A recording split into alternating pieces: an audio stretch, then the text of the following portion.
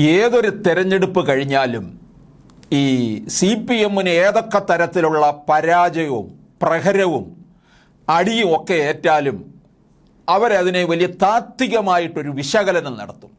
അവിടെ താത്വിക ആചാര്യന്മാരുണ്ടല്ലോ. നമ്മുടെ സൈദ്ധാന്തികനായ party secretary MV Govindan, പിന്നെ കൂടിയ താത്വിക ആചാര്യൻ, കോവിഡിനെ പോലും തോൽപ്പിച്ച താത്വിക അവലോകനം നടത്തിയ സാംസ്കാരിക നായകൻ MA ബേബി, പിന്നെ വ്യവസായ മന്ത്രി രാജീവിൻ്റെ താത്വിക അവലോകനം. നമ്മളതൊക്കെ പലവട്ടം പല കാര്യങ്ങളിലൂടെ നമ്മൾ കേട്ടതാണ്. ഇപ്പോൾ ലോക്സഭാ തെരഞ്ഞെടുപ്പിൽ തോറ്റു തുന്നം പാടി.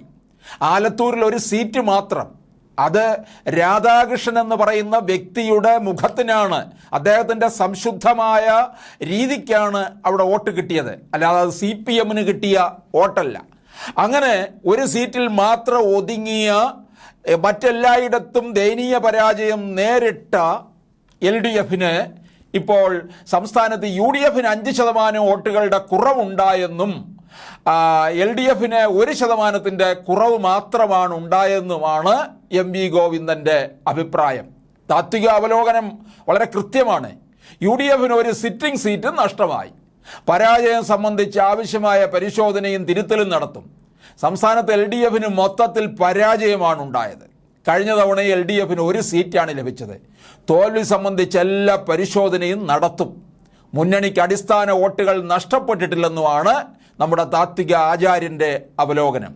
UDF-ന് 19-ൽ 47% വോട്ടുകളാണ് ലഭിച്ചതെങ്കിൽ ഇത്തവണ അത് 42 കുറഞ്ഞുവെന്നാണ് ഗോവിന്ദൻ പറയുന്നത്. 36% വോട്ടാണ് കഴിഞ്ഞ തവണ LDF-ന് ലഭിച്ചത്. ഇത്തവണ 1% കുറവ് മാത്രമാണ് ഉണ്ടായത്. അതുകൊണ്ട് LDF-ന്റെ അടിത്തറ തകർന്നെന്ന പ്രചരണം തെറ്റാണ്.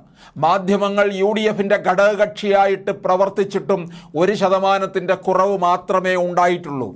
UDF-ന് ഒരു സീറ്റ് കുറയുകയും ചെയ്തു. ആറ്റിങ്ങലിൽ ജോയി 684 വോട്ടിനാണ് പരാജയപ്പെട്ടത്. അത് ജയിച്ച തോൽവിയാണ്.